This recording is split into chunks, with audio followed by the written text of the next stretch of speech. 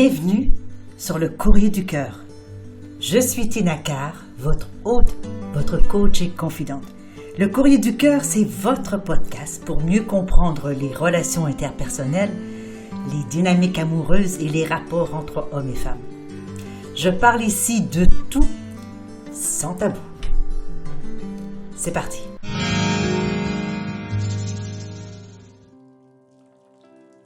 Je reçois aujourd'hui une lettre venant de Annabelle, qui va comme suit. Bonjour Tina, je suis en relation depuis longtemps avec un homme et j'ai remarqué récemment un changement dans son comportement. Il semble plus distant et plutôt incohérent. Soit qu'il est très demandant côté affectif, ou bien il est complètement et totalement distant.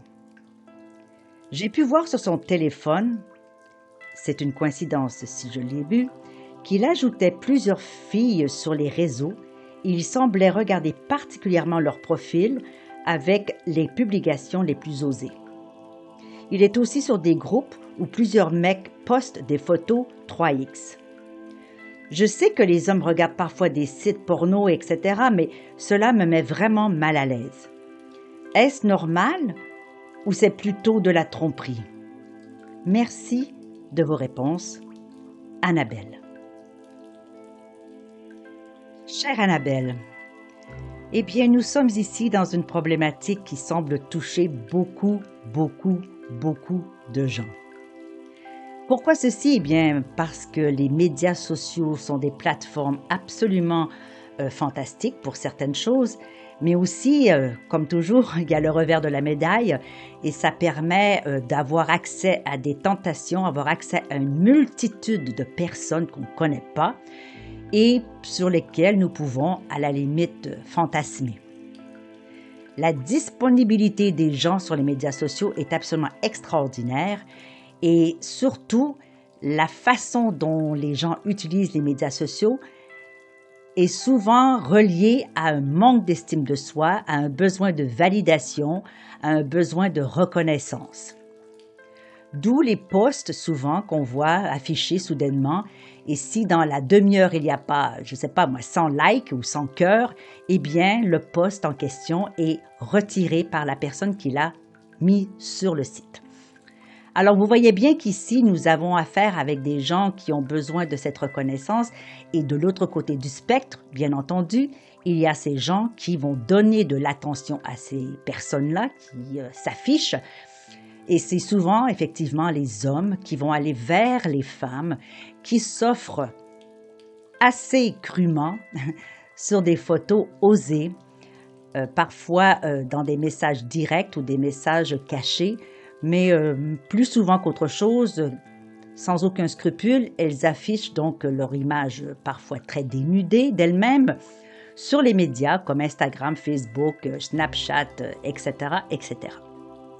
Alors, je comprends bien que pour un homme qui voit toutes ces belles femmes affichées, qui sont souvent de toute manière photoshopées ou bien camouflées sous des filtres absolument extraordinaires qui sont maintenant disponibles, alors ces hommes-là voient des images de femmes souvent plus parfaites que nature, plus excitantes qu'elles ne sont dans la réalité, et ils s'attachent à ce genre de personnage-là, croyant qu'avec un petit cœur, un petit like, un petit mot, ces femmes-là vont devenir soudainement disponibles pour eux. Quelle belle erreur que ces hommes font là. Eh bien, c'est souvent, malheureusement, ce qui est propulsé par ces femmes, c'est d'avoir cette attention en faisant croire aux hommes qu'elles pourraient leur donner quelque chose de plus si ces hommes-là donc continuent à perpétuer cette validation dont elles en ont besoin.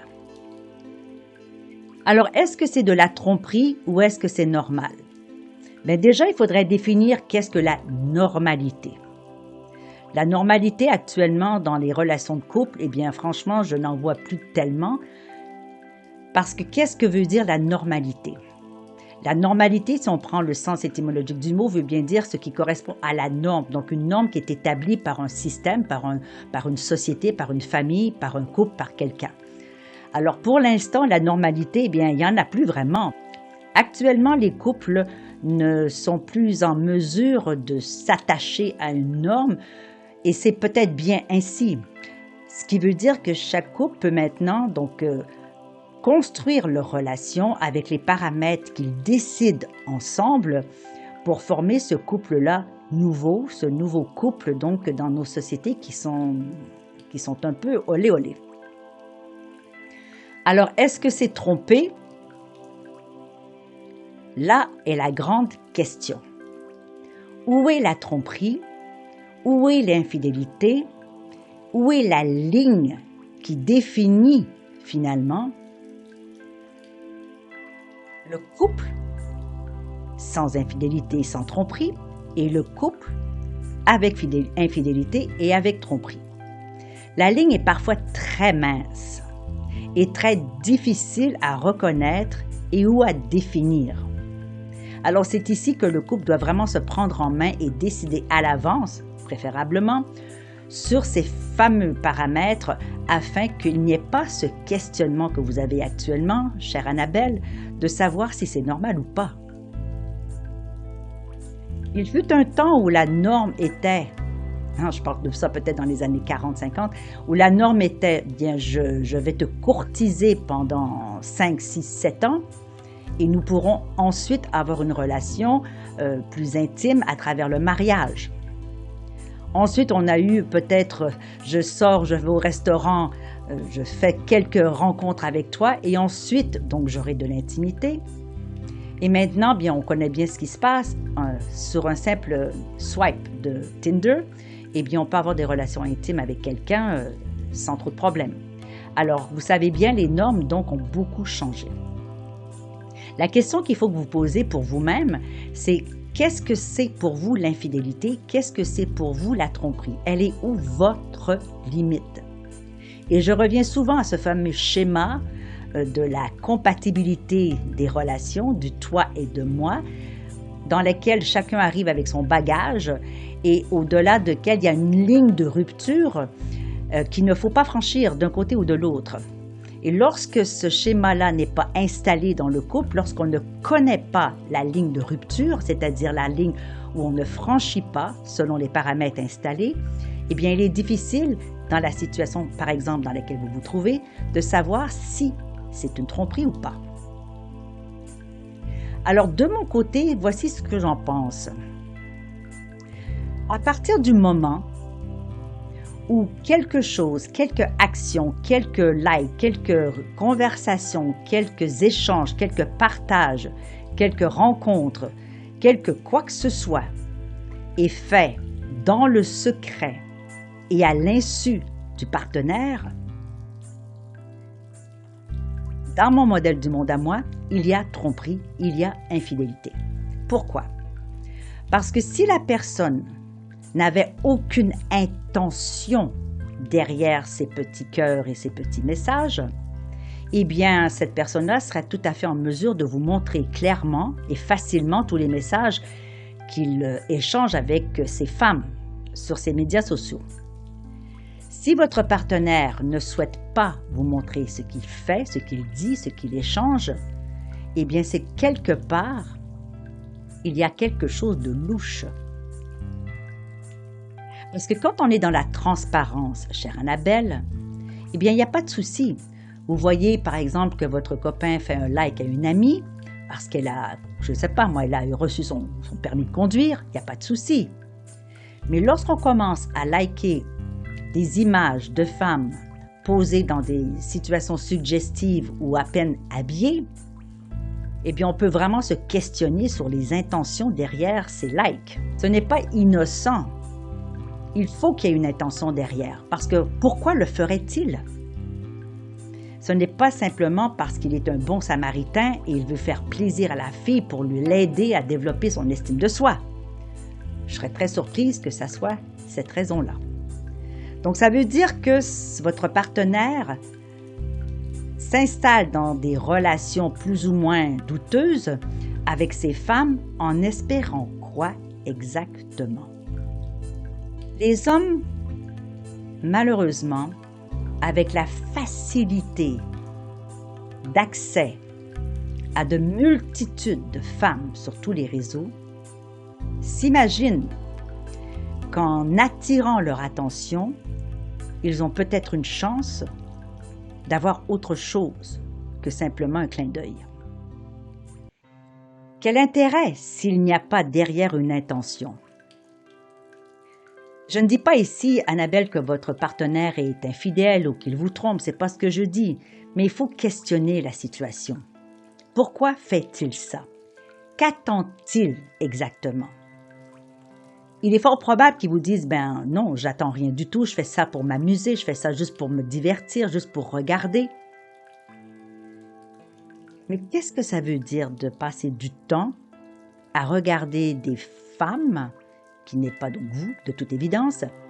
Alors moi, je lui demanderais vraiment directement « Mais qu'est-ce que tu attends de ces femmes-là? Qu'est-ce que tu attends? Qu'est-ce que tu veux? Quelle est ton intention? » Est-ce que je peux regarder ce que tu leur dis? Est-ce que je peux regarder ces messages que tu échanges avec elles? Est-ce que tu serais à l'aise que je suive ces conversations-là ou pas? Si votre partenaire n'est pas du tout à l'aise, qu'il ne veut pas vous montrer, qu'il vous dit directement que vous êtes trop curieuse, que vous êtes jalouse pour rien, qu'il ne se passe rien, qu'il fait ça avec innocence et sans aucune arrière-pensée, je vérifierai à 2 fois. Parce que lorsque quelqu'un est pris un peu au piège, pris un peu en guet-apens, si je peux dire, quand on leur pose des questions directement et qu'ils se mettent immédiatement sur la défensive, eh bien, on peut peut-être se poser la question.